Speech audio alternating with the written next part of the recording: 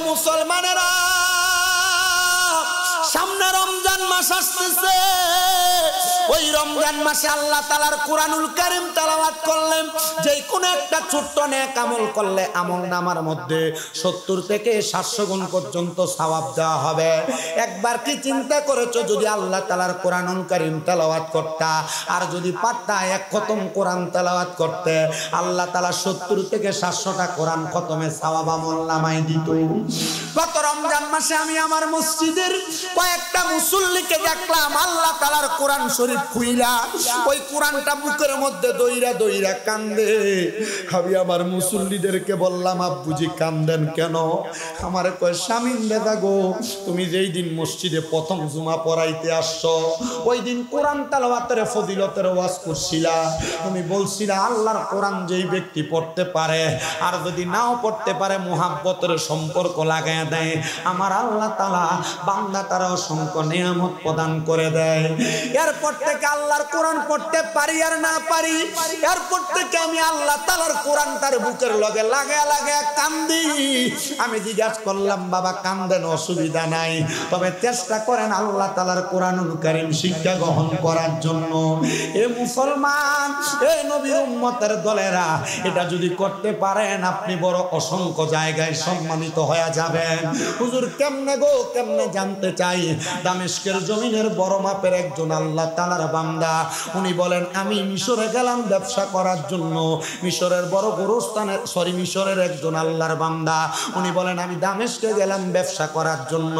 দামেস্কের গুরুস্থানের সামনে দিয়ে হেঁটে যাচ্ছি, যাওয়ার সময় আমার নাকের মধ্যে একটা সুঘ্রাণ আইসা লাগছে। আমার মনে হইল, মনে হয় এই গুরুস্থানে কোনো নতুন ব্যক্তি ইন্তেকাল করার পর তাকে মাটি দেওয়া হয়েছে। আমি গুরুস্থানের মধ্যে প্রবেশ করলাম তার কবরটা জিয়ারত করার জন্য। এ মুমিন মুসলমানের দলেরা, আমি যখন গুরুস্থানে প্রবেশ করলাম আমি তাকায় দেখলাম পুরা গুরুস্থানের মধ্যে একটাও নতুন কবর দেখা যায় না। আমি খুঁজতে খুঁজতে পুরা গুরুস্থান খুঁজা বেকার, কোন কবর নতুন যে কবর থেকে এত সুন্দর সুঘ্রাণ আসবে। আমি সামনে যাওয়ার পর আমি দেখলাম একটা কবরও নতুন কবর নাই। একবার কবরের শেষ প্রান্তে যা দেখলাম একটা কবর ভাঙ্গা আছে, অনেক পুরানা কবর, কিন্তু এই কবর থেকে সুঘ্রাণটা আমার নাকে আইসা লাগতেছে। আমি এই কবরটার সামনে দাঁড়ায় দাঁড়ায় চিন্তা করতে লাগলাম, আইরে এটা কার কবর জানি, ওনার কবর থেকে সুঘ্রাণ আসতেছে। রাস্তায় দাঁড়াইলাম, এই এলাকার মানুষ আপনারা কি বলতে পারেন এই যে কবরটা দেখা যায় এটা কার কবর? কেউ বলতে পারে না। একজন প্রবীণ ব্যক্তি লাঠি বর দিয়া দিয়া সামনে আইসা যখন আমার সামনে আসছেন, আমি জিজ্ঞাসা করলাম, মুগো আব্বা জান, আপনি কি বলতে পারেন এই পুরাতন ভাঙ্গা কবরটা কার দেখা যায়? উনি আমার জবাব দেয়, এটা তো অন্য কোনো মানুষের কবর না, এটা দামেস্ক এলাকার পশ্চিম অঞ্চলে বাড়ি, যিনার নাম হইল হযরতে মালিক ইবনে মারওয়ান, উনার কবর। উনি ছিলেন পেশায় একজন কাঠুরিয়া ব্যক্তি। বলে উনার এমন কোন নেক আমল আছে কিনা যেটার কারণে উনার কবরটা এত সুন্দর সুঘ্রাণওয়ালা হতে পারে? বলে আমি তো বলতে পারি না, তার বাড়িতে আহলে আওলাদের কাছে খবর নাও। উনি বলেন আমি সামনে যাইলাম, ওই বাড়ির মধ্যে সালাম প্রদান করলাম। আমি সালাম দিলাম, আসসালামু আলাইকুম ওয়া রাহমাতুল্লাহ, 3 বার সালাম দিলাম, জবাব আসে না। সালাম দিয়া যখন ফিরা চইলা যায়, পেছন থেকে সালামের জবাব দেই, ওয়া আলাইকুম সালাম। আমি সালামের জবাব পাইয়া জিজ্ঞাসা করলাম, কে গো মা, আপনার পরিচয় কি? মহিলা মানুষ, আপনার দিকে আমি তাকাইলাম না, কারণ আপনি আমার জন্য গায়রে মাহরাম, তাকাইলে গুনাহ হইতে পারে। এ মা, সামান্য সময় অল্প কথা বলতে চাই, আপনি বলেন না গো মা, আপনার স্বামী কি একজন কাঠুরিয়া ছিল? বলে হ্যাঁ। বলে ওনার এমন কোন নেক আমল আছে কিনা এই নেক আমলের কারণে আল্লাহ তাআলা ওনার কবরটার সুন্দর সুসজ্জিত বানায়া দিবে? মহিলা ডাক দিয়া বলতেছে, না, আমার স্বামীর এমন কোন নেক আমল ছিল না, তবে একটা কথা বলতে পারি, আমার স্বামীর একটা স্বভাব ছিল, উনি যখন জঙ্গলাতে যাইতেন কাঠ কাটার জন্য, কাঠ কাইটা আইসা উনি যে সামানগুলো আনতেন আমার কাছে কাছে দিয়া আমি তার জন্য রান্না করতাম, আর আমার স্বামীটা ঘরে নামাজের মুসলা বিছায়া আমার স্বামী বসে বসে আল্লাহ তাআলার কোরআন শরীফ খুলে খুলে কান্নাকাটি করতেন। এর চাইতে বড় কোনো আমল আমি কোনোদিন দেখি নাই। আমি আমার স্বামীকে একদিন প্রশ্ন করলাম, এগো আমার স্বামী, আপনি তো আল্লাহ তাআলার কোরআন কোনোদিন জবান দিয়া আওয়াজ করে পড়তে দেখি নাই, কিন্তু আপনি শুধু কোরআনটা কুইলা কুইলা কান্নাকাটি করেন, কারণ কি? আমার স্বামী চোখের পানিটি চাইরা দিয়া ডাক দিয়া কয়, হে কলিজার টুকরা স্ত্রী, আমি যদি কোরআন পড়তে পারতাম আমি কি আর তাকায় তাকায় কানতাম? এবার আল্লাহর ওলি ডাক দিয়ে কয়, আমি বাড়ির মধ্যে যাইয়া আমি 2 রাকাত নামাজ আদায় করলাম, এই নামাজের নাম সলাতুল ইস্তিসকা অথবা সলাতুল হাজত। আমি 2 রাকাত নামাজ কইরা আল্লাহর কাছে দোয়া করতে লাগলাম, ওগো মনিব মাওলা, আপনি বলেন না এই কবরে যিনি শুয়ে রইছে এই কবরবাসী এমন কোন আমল আছে যে আমলের কারণে তার কবর থেকে সুঘ্রাণ আসে? ওই আল্লাহর বান্দাটা যখন কান্না করতেছে নামাজ কইরা মুরাকাবা কইরা, উনি বলেন আমি মুরাকাবায় কান্না করতে করতে আমার চোখটা বন্ধ হয়ে আসছে। এমন টাইমে দেখলাম আমার সামনে কে জানি একটা সুন্দর পোশাক পালা হাজির হয়ে গেছে। আমার মাথার মধ্যে হাত বুনাই, আমি মাথা উঠে ওনার দিকে তাকাইলাম, জিজ্ঞাসা করলাম, কে গো আপনি? উনি আমারে জবাব দেয়, যার কবর থেকে সুঘ্রাণ আসে আমি হইলাম সেই কবরের ব্যক্তি। বলে, আপনি আমার সামনে আসলে আপনার কবর থেকে সুঘ্রাণ কেন আসে গো? এমন কি নেক আমল দুনিয়াতে করে গেছেন যার কারণে আপনার কবর থেকে সুঘ্রাণ আসতেছে? উনি আমার জবাব দেয়, এমন কোন নেক আমল নাই, আমি একজন মূর্খ মানুষ ছিলাম, কোরআন পড়তে পারতাম না, শুধু আল্লাহর কোরআনের দিকে তাকায় তাকায় চোখের পানিগুলো ফালায়া ফালায়া কানতাম। আমার আল্লাহ তাআলা কোরআনকে মুহাব্বত করে চোখের পানি ফালানোর কারণে আমার কবরের মধ্যে এমন সুঘ্রাণের ব্যবস্থা করে দিয়েছে। এ আমার এই এলাকার বাবাজিরা, তুমি কোরআন পড়তে পারো কিনা আমি জানি না। এ পর্দার অন্তরালের মা, তুমি কোরআন পড়তে পারো কিনা আমি জানি না। আমি তোমাদের পায়ের মধ্যে হাতটা দিয়া বলি রে বাবারা, তোমাদের পায়ের মধ্যে হাতটা দিয়া বলি রে যুবকেরা, তোমাদের পায়ের মধ্যে হাতটা দিয়া বলি রে আমার আম্মুজিরা, যা করো আর না করো আল্লাহ তাআলার কোরআনুল কারীম তেলাওয়াত করো। যদি না পারো কোরআনটারে মুহাব্বত করে বুকে ধারণ করো। আর বর্তমান জামানা বড় সহজ সিস্টেম, মোবাইলের ভিতরে টকিং কোরআন লেখা সার্চ করবা, দেখবা টকিং কোরআন, কোরআন শিকার সফটওয়্যার চলে আসছে। আলিফে টাচ করলে আলিফ বলবে, বাতে টাচ করলে বা বলবে। আরে তুমি আস্তে আস্তে করে যদি শরম লাগে আলেমের কাছে যাইতে, নিজে নিজে শিখা। এরপর ছোটখাটো কোনো হুজুর যদি এলাকায় পাও, ওই ছোট হুজুরের কাছে কমসে কম কোরআনটা একবার শোনায়ও। আরে কোরআন শিক্ষা কবরে যাইবা, দুনিয়াতে শরম পাইয়া কি করবা? নচেত কবরে গেলে শরম তো দূরের কথা, তোমার যে এলাকার মানুষ তোমারে সালাম দিত, এরার সামনে তোমারে বাঁশের বাড়ি দিব। কথা কন না কেন? আল্লাহ, আপনাদের কষ্ট হইতেছে? কষ্ট হইতেছে? আপনারা চিন্তা করতেছেন হুজুর, কষ্ট তো আমরা রইবই, আমরা নিচে বইছি, আমরা আরামে সোফাত বইছেন না? আপনারা কইলে আমি নিচে বই ওয়াজ করি, কি করব? খাসলত এবং জামান আর মাকাম হিসাবে দিছে আর কি এখানে বসে। আমি মূর্খ, এই যে আপনাদের মসজিদের ইমাম না, এরা হইলো এলাকার মোটামুটি এক এক জায়গার কুতুব, এলাকা পরিচালনা করে দাও। আমার হুজুর কইতাছে যে দেখেন এগুলো সব ইমাম। আমি কইছি না, এটা কুতুব, এলাকা চালিয়েছে, এলাকা পরিচালনা করে। কিন্তু হুজুরে খুব একটা কষ্ট প্রকাশ করলো, কুতুর কুতুব এক আমি কি এলাকা ভাড়া দিয়ে আমি আর আমার ঘর কেউ ভাড়া দেয় না, মোবাইলটা চুরি করে নিয়েছে গা। আমি চিন্তা করলাম আজকে মাহফিলে কোয়েশ্চেন না, এলাকার এমন বহুত পোলাপান আছে, 2-3 জনে 4 জনে 10 জনে মিলা মোবাইল একটা কিনে দিলে কি হইব? আল্লাহ যেন বেতন দিতে 10-12 হাজার টাকা, 10 হাজার দেয়নি, 12 হাজার দেয়, মাশাআল্লাহ 15 হাজার দেয়, 10-12-15 হাজার টাকা। চাল এক বস্তার দাম 3400। রুম খোলা আছে, দরজা খোলা আছে। হ্যাঁ, কারণ ঘর থেকে মোবাইল চুরি করছে মানে এটা বাইরের শুন না, এটা মানে চিন্তা করে কইলাম আর বাইরে আল্লাহ জানে।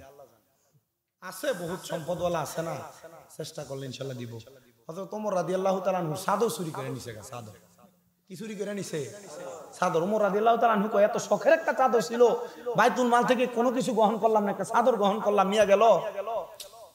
ওমর রাদিয়াল্লাহু তাআলা আনহু যখন বৈশা চাদরটার জন্য একবার বলছে, এমন টাইমে এক ফকির রাস্তা দিয়ে হাঁটা যায়, ওমর অর্ধ পৃথিবীর বাদশাহী লালন পালন করতেছ আর চাদরের চিন্তা করতেছ, আল্লাহ তাআলা তো চাদরের কারণে তোমার অনেক কিছু দিতে পারে। ওমর রাদিয়াল্লাহু তাআলা কয় ফকির মানুষ আমার কি জানি দেখাইতেছে, কারণ ফকির মানুষের একটা হালত। ইবনে মাজাহ শরীফ 303 নম্বর পৃষ্ঠার হাদিস, আল্লাহর নবী কয় আমি নবী কি তোমাদেরকে জান্নাতের বাদশা সম্পর্কে খবর দিব না? আলা উখবিরুকা মুলুকিল জান্নাহ, জান্নাতের বাদশা সম্পর্কে খবর দিব না? সাহাবায়ে কেরাম কয় ক্বালু বালা, হ্যাঁ খবর দেন। নবীজি বলছেন ক্বালা রাজুলুন দাঈফুন মুস্তাদআফুন যু তিমরাইনি লা ইউবাহু লাহু লা ওয়াকসামা আলাল্লাহি লা বাররা, এমন ব্যক্তি শরীর দুর্বল, কাপড় পরে এলোমেলো, চুল শরীর একবার এলোমেলো দেখা যায়, তোমার দেখলে তার পছন্দ হবে না। লা ওয়াকসামা আলাল্লাহি লা বাররা, এ যদি কোনো দোয়া করে আল্লাহ ডাইরেক্ট তার দোয়া কবুল করে। এই ব্যক্তিগুলা জান্নাতের বাদশা হবে। কিন্তু আমরা কিন্তু এই পাগল ফকির রাস্তা দিয়ে হাঁটা গেলে আমরা এরা টিস্কারি করি, গলা সুলকা মেলা মারি, ঠিক না? সাবধান, পারলে ভালো আচরণ করবেন, না পারলে দরকার নেই, ঠিক আছে না? তো যেই কথা বলতেছিলাম বাবারা, যুব সমাজ, আল্লাহ তাআলার কোরআন শিক্ষা গ্রহণ করা সহজ না কঠিন? সামনে বড় একটা সুযোগ আসতেছে, মাহে রমজান মাস। এই রমজান মাসে আল্লাহ তাআলার কোরআনটা শিখার চেষ্টা করবেন। আসেন আমরা মুহাব্বতের আওয়াজে আল্লাহ তাআলার কালামে হাকিম কোরআন শরীফের তেলাওয়াত করি আর পড়ি। আউযু বিল্লাহি মিনাশ শাইতানির রাজীম, বিসমিল্লাহির রাহমানির রাহিম। লা ইউকাল্লিফুল্লাহু নাফসান ইল্লা উসআহা। وقال تعالى في كلامه المجيد وفي فرقانه الحميد واعبدوا الله ولا تشركوا به شيئا وبالوالدين إحسانا. وقال في حديث الشريف عن أنس رضي الله تعالى عنه قال سمعت رسول الله صلى الله عليه وسلم يقول إن من أشرط الساعات أن يرفع العلم ويكثر الزهل ويكثر الزنا ويكثر شرب الخمر ويقل الرجال ويكثر النساء حتى يكون ل50 امرأة القيم الواحد متفق عليه أو كما قال عليه الصلاة والسلام. وقال في رواية الحديث ابن ماجه قال النبي صلى الله عليه وسلم رضا الرب في رضا الوالدين سخط الرب في سخط الوالدين أو كما قال عليه الصلاة والسلام. وقال في شان حبيبه ومحبوبه ومعشوقه مخبرا وآمرا إن الله وملائكته يصلون على النبي يا أيها الذين آمنوا صلوا عليه وسلموا تسليما. اللهم صل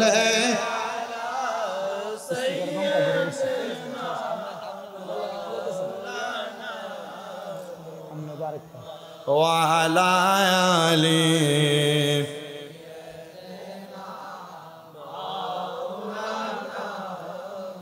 মোহাব্বত নিয়ে পড়েন ইমান তাজা হবে বেবে দেখো মনে মনে প্রেমিনী করছ নবীর সনে নইলে ঠেকবা রোজে হাসরে পাক নামে মুহাম্মদ আল্লাহুম্মা সাল্লি।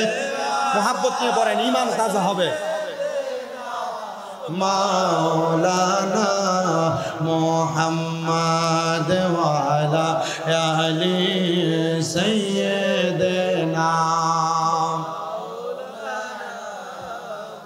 শিখাইয়া প্রেম খেলা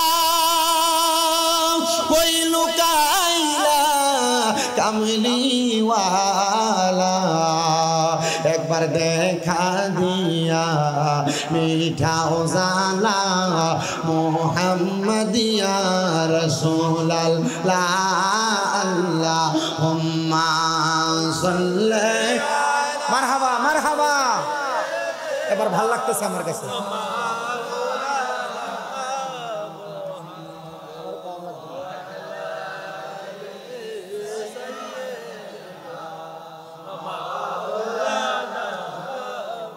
মনে রাখবেন আমার বাবাজিরা, বন্ধুর, আল্লাহর নবীর ঘোষণা। নবী আমার বলে দুনিয়ার জমিনের মধ্যে সবচাইতে বখিল উম্মত মানে কিফটা উম্মত তারা যাদের সামনে আমি নবীর দুরূদ পড়া হয় আর তারা জবানকে বোবার মতো করে রাখে। সিদ্ধান্ত আপনারা, আপনি দুরূদ পড়বেন না, আস্তে করে মুখ বন্ধ রাখবেন। নবী শুধু এই কথা বলেন না রে উম্মতের দলেরা, আমার নবী কয় উম্মত দুনিয়ার জমিনে যেই উম্মত আমি নবীর প্রতি যত বেশি দুরূদ শরীফ আদায় করবে জান্নাতের মধ্যে সেই ব্যক্তি আমি নবীর তত কাছাকাছি থাকবে। এবার আপনারা বলেন আমরা মরার পরে নবীকে কাছাকাছি চাই কি চাই না? তাহলে জবান খুলে দুরূদ শরীফ পড়েন আল্লাহুম্মা সাল্লি আলা সাইয়্যিদিনা মাওলানা মুহাম্মদ ওয়া আলা আলি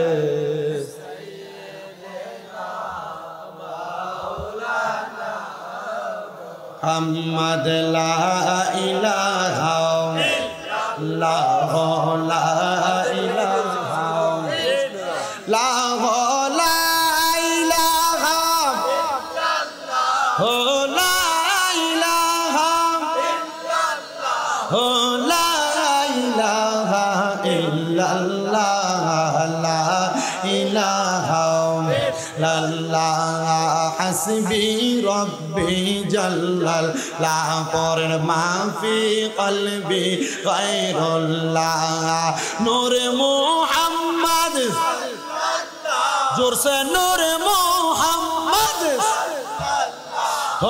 লা ইলাহা ইল্লাল্লাহ লা ইলাহা ইল্লাল্লাহ লা ইলাহা আল্লাহ আদম হাওয়া বানাইলা তুমি বেহেশতের মাঝে রাখিলা। বলেন আদম হাওয়া বানাইলা আল্লাহ বেহেশতের মাঝে পাঠাইলা। আবার হেকমতে গম দমে খাওয়াইয়া হেকমতে গম দমে খাওয়াইয়া দুনিয়াতে পাঠাইলা। লাইনটা শুনে দিতে লাহ লাইলাহা লাহ লাইলাহা আইরে নামাজ রোজা সাই রহনা কেহ মা বাবার খেদমত সাই রহনা আমার নবীর দুরূদ বইল না। বলেন নবীর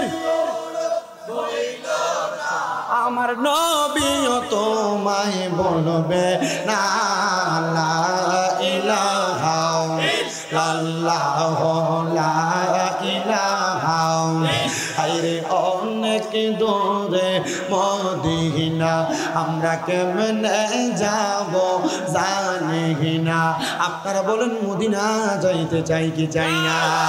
কারা কারা যাইতে চাই ডান হাত তুলে আমার আল্লাহরে দেখায় আর জবানটা খুলে জোরে একটা তাকবীর নারে তাকবীর আল্লাহ যে আওয়াজ দিবেন এটা দিয়ে আপনি ইয়া গাউসুল আজম জিন্দাবাদ জিন্দাবাদ জিন্দাবাদ জিন্দাবাদ জিন্দাবাদ জিন্দাবাদ আল্লাহু আকবার জোরে কোন মারহাবা মারহাবা কি তেরে জাফানি ইনজি আপনারা মদিনা যাইতে চান এ হাদিয়া দে তাড়াতাড়ি হাদিয়া দে মারহাবা কোন মারহাবা বাপরি আসেনি দাদা আছে দা কান্না খালে সাখাই করি দাদা আসেনি মারহাবা কোন না কেরা এ বাবা মদিনা যাইতে চাই কি চাই না? যারা যারা মদিনা যাইতে চাই জবান খুলে জোরে জোরে পড়েন ওরে দয়াল আল্লাহ দয়া করেন দয়াল নসিব করেন মদিনা লা ইলাহা হায়রে অনেক দূরে মদিনা আমরা মদিনার রানী রাস্তা চিনি না, আমরার মুর্শিদ জানে ঠিকানা, আমরা রাবেদ সাজানে না, আমরা কেমনে যাব বলো না, লা ইলাহা ইল্লাল্লাহ, লা ইলাহা ইলাহা ইল্লাল্লাহ মুহাম্মাদুর রাসূলুল্লাহ সাল্লাল্লাহু আলাইহি ওয়াসাল্লাম। আমার বাবাজিরা, বন্ধুরা,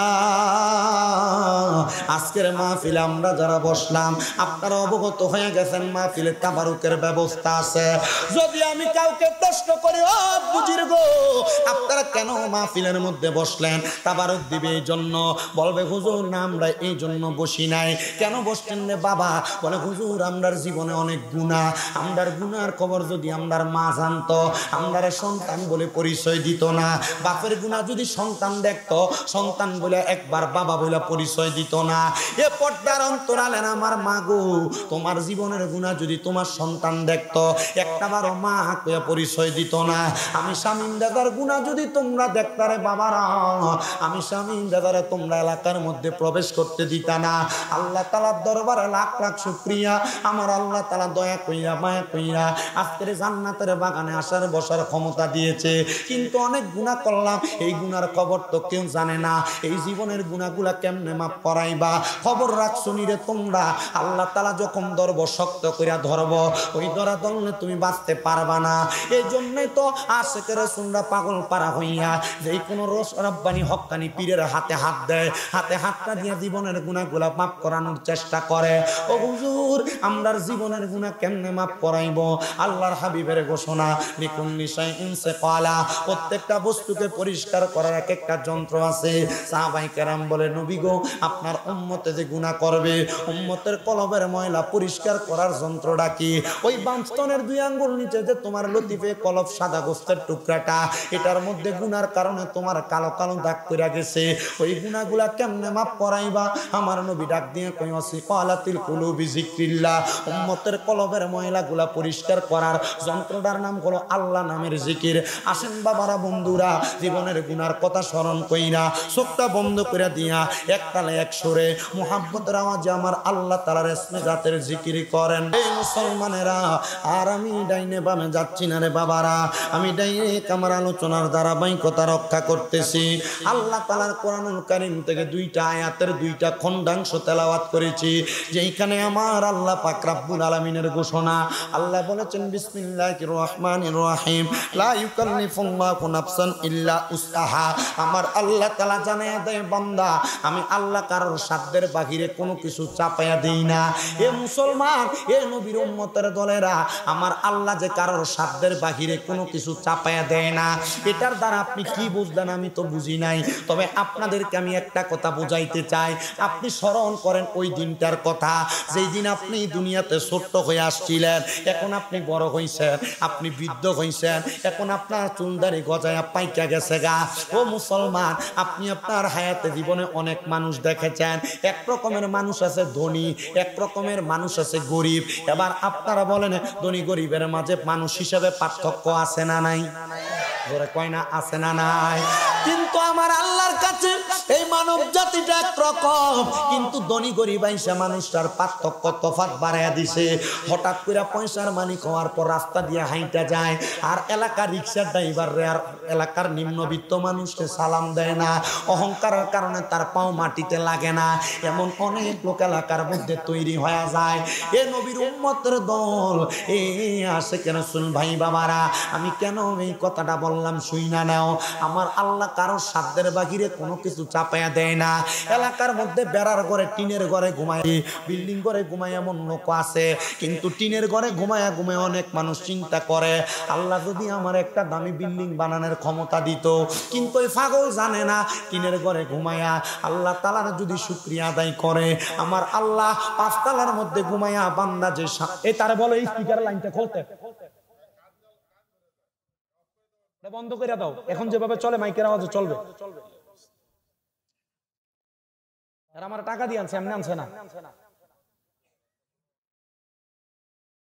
বারবার বলা হলো এ মুসলমান ইমানদার, এ নবীর উম্মতের দল, এই বুকা বুঝে না কম টাকার ঘরের মধ্যে ঘুমায়া, টিনের ঘরের মধ্যে ঘুমায়া যদি আমার আল্লাহ তাআলা শুকরিয়া আদায় করত, দামি বিল্ডিং এ ঘুমায় এই শান্তি পায় না, তাই তার টিনের ঘরে ঘুমায়া যে শান্তি পাইতো।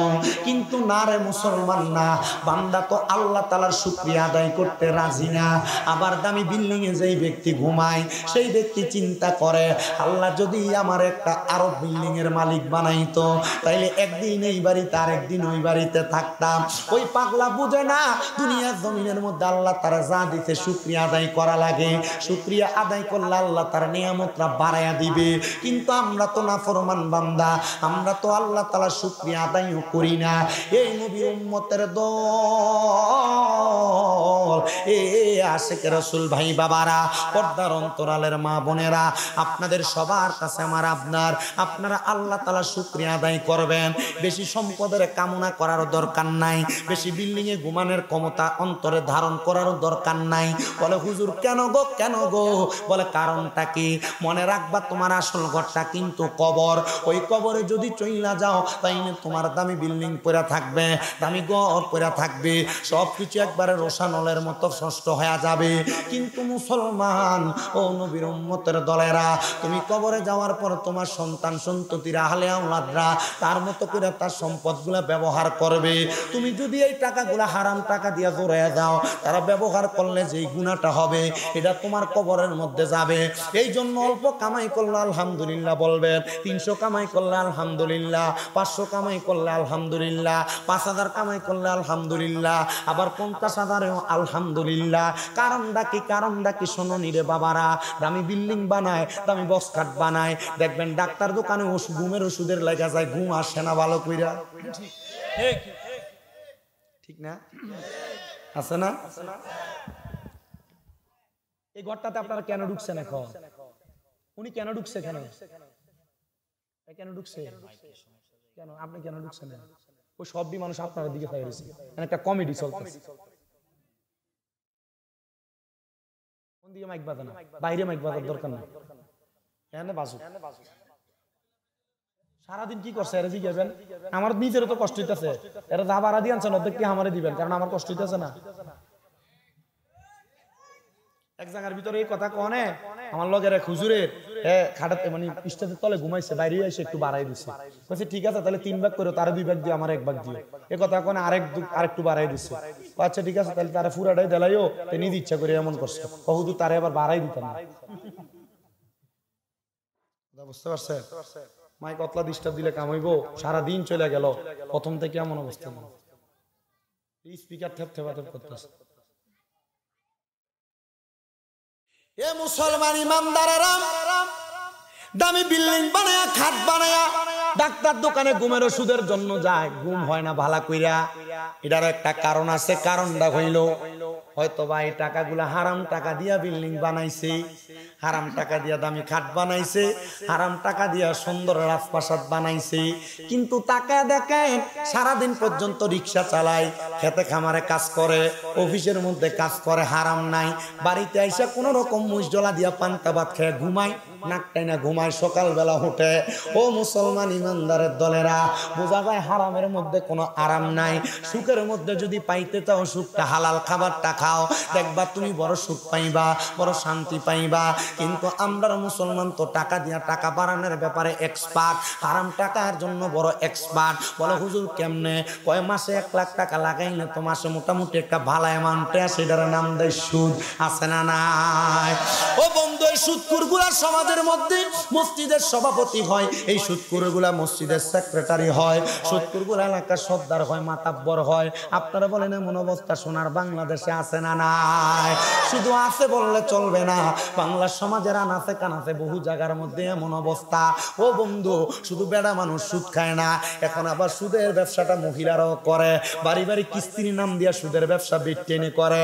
ও মহিলারা, জান্নাতে যদি যাইতে চাও এই হারাম কাজটা থেকে তোমরা বিরত থাকার চেষ্টা করো।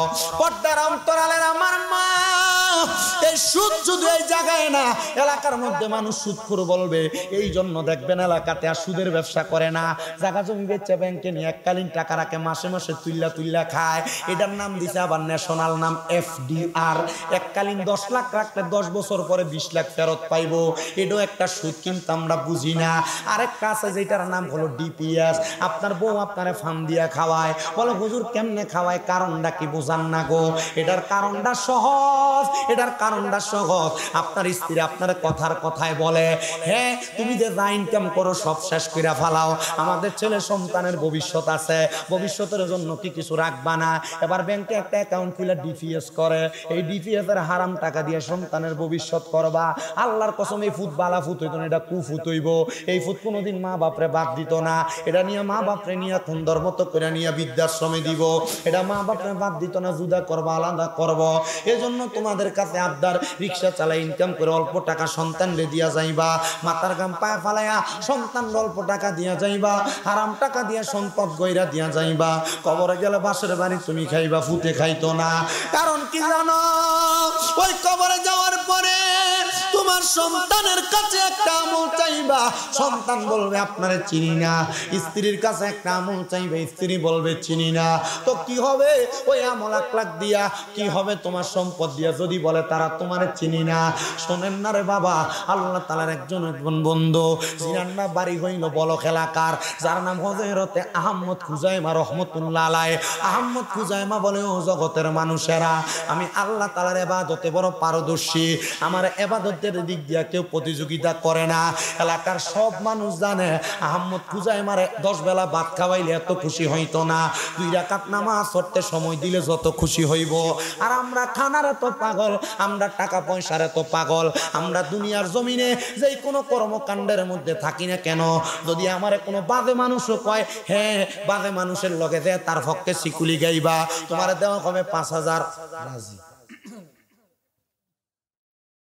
কথা বলেন না, বুঝলে ঠিক বলতেন আপনারা আগে। পারিবারিক মাহফিল তো লড়াচড়া, উঠা বসা, বিভিন্ন সাইডের ডিস্টার্বটা বেশি। আমিও আমার সময় তাল অনুযায়ী একটু ওয়াজ করে আমি কোনো রকম বিদায় নিয়ে যাই, আমার হকটা তো আদায় করতে হবে, ঠিক না? আপনার একটু মনে কষ্ট নিবেন না, একটু ধৈর্যের সাথে বসবেন। হযরতে আহমদ খুজাইমা এমন স্বভাব বলা মানুষ ছিল, পর্দার অন্তরালের মা। শোনো, আহমদ খুজাইমার একটা পাওয়ার ছিল গো। আহমদ খুজাইমা একদিন বাড়ি থেকে মাদ্রাসায় যাবে পড়ালেখা করার জন্য। তার মা আহমদ খুজাইমারে ডাক দিয়া কয়, এ আহমদ খুজাইমা, আমি মা তুমি যে মাদ্রাসায় যাচ্ছ, তোমার কাছে কোনো আবদার করতেছি না, তবে তোমার কোনো আবদার আছে আমি মার কাছে বইলা যাও। আহমদ খুজাইমা বলে, মা আমার এমন কোনো আবদার নাই, তবে ছোট্ট একটা আবদার আছে আপনার কাছে। বলে, কি আবদার? আবদারটা হইল, অনেকদিন পর্যন্ত কোনো ভালো খাবার মুখে দেই না, কোন রকম পান্তা ভাত, কোন রকম ভাত লবণ দিয়ে মাখায়া খাই, পারলে যদি সম্ভব হয় আপনি আমার জন্য একটা ভালো খাবারের ব্যবস্থা করবেন। হযরতে আহমদ খুজাইমার আম্মা জান ডাক দিয়া বলতেছেন, জগতের মানুষ রে, আমার আহমদ খুজাইমা বাড়িতে আসছে দুপুর বেলা, আসার পর আমি আমার আহমদের সামনে সুন্দর ভাতের থালিটা দিয়া একটু মুরগি রান্না করা মুরগি তার পাতের মধ্যে দিলাম। দেওয়ার পর আমার আহমদ খুজাইমা আমি মা জননীরে ডাক দিয়ে বলে, আম্মা জান এত দামি মুরগির মতো এত সুন্দর খানা পাইলেন কই? বলে, আহমদ আমার বাড়ির পার্শ্ববর্তী এলাকার ঘরের মহিলার কাছে আমি আমার কষ্টটা বলছিলাম, ওই মহিলা তার নিজের মোরগটা আমারে দিয়া দিছেন রান্না করার জন্য। ও মা জননী, দিছেন তো কথা সত্য, এই মহিলাকে আমার ঘরের পাশের এই মহিলাই নাকি? বলে, হ্যাঁ মা, আমি এই বাড়ির উপর দিয়া যখন মাদ্রাসার দিকে যাচ্ছিলাম, যাওয়ার সময় দেখলাম তাদের মুরগিটা আরেকজনের ধান রুইতে দেওয়া, গম রুইতে দেওয়া, এই গমগুলা সে ঠোকরা খাইছে। মালিকের অনুমতি তো এই মুরগ নিতেও জানে না, তার জন্য শরীয়ত নাই, কিন্তু মা মালিক এই মুরগিটারে না খাওয়াইয়া সারার কারণে এই মুরগি আরেকজনের খাবার খাইছে। আমি আহমদ এই মুরগির গোশত মুখে দিব না, কারণ এটা অন্যের হক খাইছে। চিন্তা করে দেখছেন নি, মুরগি অন্যের হক খাইছে বিদায়ী মুরগিও মুখে দেয় নাই। মা গো মা, 7 দিন পর্যন্ত না খেয়ে থাকবো, তবু অন্যের কোনো কিছু মুখে দিতে পারবো না। তাকওয়াটা কেমন, অন্তরের বিশ্বাসটা কেমন, আল্লাহর ভয়টা কেমন। ডাক দিয়ে কই মা, আপনি আমারে ক্ষমা করবেন, কষ্ট করে রান্না করেছেন, আমি আপনার রান্না করা খাবারটা মুখে দিতে পারবো না। আহাম্মদের মা মুস্কি মুস্কি হাসে আর চোখের পানি ফালায়া ফালায়া কান্দে। আহাম্মদ কয় মা, চোখের পানি ফালায়া কান্দেন, কান্নার কারণ বুঝলাম, কষ্ট করে রান্না করছেন, আমি খাই নাই এই জন্য আপনি কান্না করেন, কিন্তু হাসেন কেন? মা কয় কান্দিও সুখে, হাসিও সুখে। ও মা কেন গো? বলে সন্তান রে, আমি মার পেট থেকে যে এমন একটা তাকওয়াবান সন্তান বাইর হবে আমি মা তো বুঝি নাই। আল্লাহর কাছে কত কান্নাকাটি করলাম, আল্লাহ আমার একটা সন্তান দিও, এমন এক সন্তান যে দিবে, যেই সন্তান পরের একটা টাকার মধ্যে লোভ করে না, পরের একটা সম্পদ মাইরা খায় না, পরের একটা সম্পদের এদিকে আহরণের চোখ দেয় না, এমন সন্তান পাইয়া আমি আনন্দে চোখের পানি ফালাইয়া কান্দি। এ পর্দার অন্তরালের মা, তোমার সন্তান এমন হয়েছে কিনা তুমি জানোনি? তোমার সন্তান মানুষের হক মাইরা তোমারে খাওয়ায়নি, তুমি জানোনি? এ পর্দার অন্তরালের মা বোনেরা, তোমার সন্তান এমন কইরা হালাল ভাবে খাওয়ায়নি, তুমি চিন্তা করনি। কিন্তু না, হালাল হারাম তো বর্তমান জামানার মা বোনেরা চিন্তা করতেও চায় না। এর স্বামী হালাল ভাবে কামাই করে না, হারাম ভাবে কামাই করে, সে চিন্তা করে না। স্বামী দামি পোশাক যদি না দেয়, স্বামীর কানের কাছে কেটকেটানি দেখায়, তখন স্বামী না পাইরা হালাল পথে ইনকাম না করে হারাম পথেও পা বাড়ায়। কেন গো মা? হারামটা দিয়া সুন্দর সুন্দর জামা কাপড় পরবা, মনে রাখবা হারামটা দিয়া সুন্দর পরার চাইতে হালালটা দিয়া কোন রকম ময়লাচ্ছন্ন কাপড় পরাও ভালো। মনে রাখবা দুনিয়ার জমিনের মধ্যে হালাল টাকা দিয়ে চইনা কবরে গেলে, ওই কবরে আমার আল্লাহ তাআলা জান্নাতের পোশাক পরাইবো, জান্নাতের গহনা পরাইবো। এবার আপনারা বলেন, আমরা সবাই দুনিয়ার সুখ চাই না জান্নাতের সুখ? অনেকে একবার খুব চুপ করে আছে না, একবার কথাই বলতেছেন না, প্রশ্ন করলেও জবাব দিচ্ছেন না। আপনার কি বেশি কষ্ট হইতেছে? আমি মাইক ধরছি যে মাত্র সময় হয়েছে 1 ঘন্টা 4 মিনিট, আমার তো আর একটু সময় কথা বলতে হবে। আমি আপনাদেরকে এতটুকু বলি, এই যে এখন ছোট্ট একটা ওয়াকিয়া বলছি তাকওয়ার ব্যাপারে, পরের হক খানার ব্যাপারে। আপনি যদি আমল করেন, ওয়াজ দিয়াই একটা ওয়াজ যথেষ্ট আপনার জন্য। আর আপনি 5 ওয়াক্ত নামাজ পড়বেন, কফল কালা বানাইবেন, মানুষের মিথ্যা কথা বলে ওজনে কম দিবেন, ব্যবসা করবেন, মিথ্যা কথা কইবেন, কোনো লাভ হবে না। মা বোন, তোমার স্বামী কোন পথে ইনকাম করে খাওয়াই দিগাইও একবার। হারাম খাইতেছো, নামাজ কবুল হবে না। হারাম খাইতেছো, রোজা কবুল হবে না। কি বলেন, কবুল হবে না? আপনার কি আর সাথে গরম ওয়াজ শোনেন নাকি? আমার কাছে এর থেকে গরম ওয়াজ না, আমি বক্তই নরম, কারণ অল্প বয়সে লোড বেশি। আমার উপরে বয়স কম, লোড বেশি। আমি দাখিল পরীক্ষা দেওয়ার পর থেকে ওয়াজ করি, হিসাব করেন না, 17, 18, 19, 20, 21, 22, 23, 24, 25, 9 বছরে ফেললো। দাখিলের পর থেকে ওয়াজ করি, মানুষ দাওয়াত দেয় আর কি। তাহলে তাকওয়াটা বড় নিয়ামত। কি হ্যাঁ, আমারে তো এমনি দাওয়াত দেয় না মাহফিল। জিনার মেয়ের জামাতা, ছোট মেয়ের জামাতা, উনি শুধু বলছে আমি বিদেশ গেলে এই হুজুরটারে দিয়া বাড়িতে মাহফিল করামু, একটু দোয়া ফরামু, কিছু কথা বলবে আর একটু দোয়া করবে। আমি চিন্তা করলাম, মনের ভিতরে বিশ্বাস, একটা অন্তরের ভিতরে একটা ভালোবাসা স্থাপন হয়েছে, এই জন্য না বলছে। আমি বলবো বাবা, আপনাদের কাছে আবদার, লোকটা বাহিরের দেশে মাত্র কয় মাস? বেশি দিন নাই, মনে 9 মাস। অল্প কয়দিন, 9 মাসে মনে হয় না ঋণগুলো মনে হয় দিয়া পরিশোধ করতে পারছে কিনা। এমন অনেক পরিবার আছে আওলাদ বরাত করে বিদেশ যাওয়া লাগে, কষ্ট করে হয়তো বিদেশ গেছে। আমার কাছে ওনার শালেকটা মনে হয় বলছে, শালকটা উনি বলছেন হুজুর ওনার জন্য দোয়া করবেন, আমার আম্মু সুস্থ, দোয়া করবেন। আমার কথা হচ্ছে, দোয়া করার আগে আপনাদেরকে কয়েকটা বিষয় বোঝায় দেওয়া যায়। আপনারা যদি এই বিষয়টার উপর আমল করেন, বাবা আমি গুনাহগার, তবে আমার জানা মতে আমি কোনোদিন কারোর হক মাইরা খাই নাই, কারোর পকেটের 1 টাকা আমি নিজে লুণ্ঠন করি নাই, আমার জানা মতে আমি কোনোদিন পরের সম্পদের মধ্যে লোভ করি নাই। এজন্য আপনার কাছে আবদার, আপনি দুনিয়ার জমিনের মধ্যে থাইকা পরের হক নিজেও খাইয়েন না। আমার একটা বিশ্বাস, অল্প কিছুদিন হয় মক্কা মদিনা থেকে হজটা করে আসছি, আল্লাহর রহমতে ওই হাজরে আসওয়াদ পাথর, যে পাথরে চুমা দিলে জীবনের গুনাহ মাফ হয়ে জায়গা, আল্লাহ তাআলা জীবনের সব গুনাহ মাফ করে। আমি এক সফরে 11 বার ওই পাথরে চুমা দিছি। সুবহানাল্লাহ। আমি দোয়া করছি যে আল্লাহ যারা এখনো আসতে পারে না এদেরকে একবার হইলো মরার আগে আইনো। আল্লাহ যদি না আনো, মরার আগে স্বপ্ন হইলো এই মক্কা মদিনা একবার হইলো দেখাই দিও। আমি আল্লাহর কাবা ঘরের গিলাফ ধরে ধরে দোয়া করছি, গিলাফ ধরে দোয়া করছি। আল্লাহর কসম করে বলি, কুমিল্লা চান্দিনার একটা লোক, তার সন্তান হয় না আজকে 9 বছর পর্যন্ত। আমি কইছি আমি চেষ্টা করবো আপনার জন্য আল্লাহর কাবা ঘরে ধরে দোয়া করতে। দোয়া করছি, আমার কিছুদিন আগেই কল দিছে, হুজুর আলহামদুলিল্লাহ দোয়া করেন হুজুর, ছেলে সন্তান। আল্লাহু আকবার, ইয়া রাসূলুল্লাহ, ইয়া গাউসুল আজম, জিন্দাবাদ জিন্দাবাদ জিন্দাবাদ জিন্দাবাদ জিন্দাবাদ জিন্দাবাদ জিন্দাবাদ। জোরে বলেন, জোরে বলেন মারহাবা, আরো জোরে বলেন মারহাবা। মুসলমান, এবার আহম্মদের মা ডাক দিয়া বলে, আমার সন্তান একটা তাকওয়াবান সন্তান, এই খুশিতে আমি কাঁদতেছি, এই খুশিতে আমি হাসতেছি। আহম্মদ বড় হয়ে গেছে রে বড়। হযরত আহম্মদ বলে, আমার দরবারে বহু মানুষ আসা যাওয়া করে, আমি তাদেরকে তালিম তরবিয়ত প্রদান করি। ওই যে আপনারা হক্কানি রব্বানি পীর মাশায়েখের দরবারে আসা যাওয়া করেন, এটা ভালো জিনিস। এটার মাধ্যমে দিল রেসান হয়, দিলের মধ্যে রৌশন তৈরি হয়, অন্তর পরিষ্কার হয়, অন্তরে খোদা ভীতি তৈরি হয়। যাবেন মাঝে মাঝেই মনটা ফ্রেশ করার জন্য আল্লাহর ওলির দরবারে যাবেন। যে মৌলবীরা ফতুয়া দেয় যাওয়া যাবে না, এই মৌলবীর কাছে দিয়েও যাবেন না, কারণ এরা আপনারা আল্লাহ তাআলার ইবাদত থেকে, আল্লাহর বন্ধুদের আল্লাহর রহমত থেকে আপনারা দূরে রাখবার চায়। এবার আপনারা বলেন, আমরা সবাই আল্লাহর ওলিদের কাছে যাইতে চাই কি চাই না? সোহবতে সালে তোরা সালে কোনা, সোহবতে তালে তোরা তালে কোনা। ভালো মানুষের কাছে গেলে ভালো কিছু পাইবা, আর বদ মানুষের কাছে গেলে বদ কিছু পাইবা। আল্লাহর ওলিদের কাছে গেলে আল্লাহর রহমত পাইবা, আল্লাহর খারাপ বান্দাদের কাছে গেলে খারাপ জিনিস পাইবা।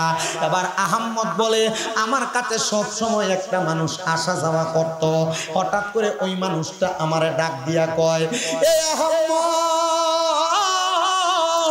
গত 8 বছর তোমার কাছে আসি রে, তুমি বলছো আল্লাহর কোরআন দিয়া দিয়া আমারে চুপ করায় করে রাখছো, তুমি কইছো আল্লাহ সাধ্যের বাহিরে ছাপায়া দেয় না।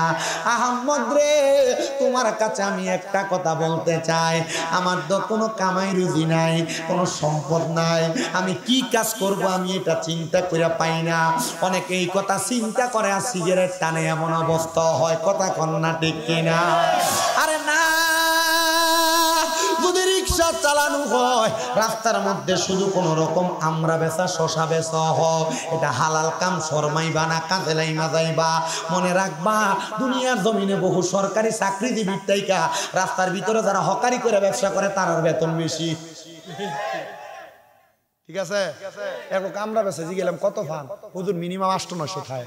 আমি হিসাব করলাম 800-900 মানি মিনিমাম 27-28 এটা কইছে। আমি বললাম 27-28 টাকা সরকারি লেভেলে নিম্ন যে বেতনটা কত না, 18,500। আমি চিন্তা করলাম তাহলে মোটামুটি সরকারি চাকরিজীবীর থেকেও ভালো, এবং এটা হালাল। এটা কি হালাল? আর সার্কিল হয়েছে ঘুষ দিয়া, যেটা হারাম দিয়ে শুরু এটা সবই হারাম। দেখেন মা কথা কয় না, ঠিক না? যেটা হারাম দিয়ে শুরু এটা সবই, তো তাহলে আর থেকে ভালো শশা বেচা রাস্তা ভালো না, বুট বেচা বাদাম বেচা ভালো না, রিক্সা চালানি ভালো না? আল্লাহ কবুল করো, কন্যা আমিন। আহম্মদের ডাক দিয়া কয়, আহম্মদ আপনার কাছে জানতে চাই গো, আপনি বলেন না, আপনি বলেন না, তাহলে আমি কোন কর্ম করব? এবার হুজুর ডাক দিয়া কয়, আমি যেই কর্ম তোমার সাজেস্ট করব, যে কর্মের কথা বলবো তুমি করবা। বলে হ্যাঁ করব। হুজুর বলে, আমি এমন কোন কর্মের কথা বলি নাই, আমি তার কাছে বললাম তুমি কয়েকটা কর্মের কথা বলো, আমি কাগজে লিখি। উনি বলেন, আমি লিখলাম এই কাজ ওই কাজ ওই কাজ, সব কাজ লিখলাম। এর মধ্যে 2টা কাজের কথা লিখলাম, একটা চুরি আর একটা ডাকাইতি। আব্বু এ বাবা কথা বলো কেন? সব কর্ম লেখার পর আমি আরো 2টা কর্ম লিখলাম, একটা চুরি আর আরেকটা ডাকাইতি আমি লেখা সুন্দর একটা কাপড়ের পুটলির মধ্যে নিয়ে কাগজগুলা মিক্স করে তার সামনে দিলাম, নে এখান থেকে একটা কাগজ উঠা। উনি একটা কাগজ উঠাইলেন, ওনার কাগজটার মধ্যে লেখা উঠলো ডাকাইতি করা। কি করা? আল্লাহর ওলি যা আদেশ করবেন উনি তাই পালন করবেন। উনি বলে আমি আবার চিন্তা করে দেখলাম আমি ডাকাইতি করব। আমি ডাকাইতি খোদাবিতি কারে বলে একটু মনোযোগ দিয়া শোনেন, আল্লাহর ভয় কারে বলে একটু মনোযোগ দিয়া শোনেন। যদি কোনো মানুষের সামনে কোটি টাকাও পড়ে থাকে, ভিতরে যদি আল্লাহ তাআলার ভয়ও থাকে, ওই মানুষটা কোটি টাকার মধ্যে তার হাতের স্পর্শ লাগাবে না। এটা কারণ খোদাবিতি, এটা আল্লাহ তাআলার ভয়।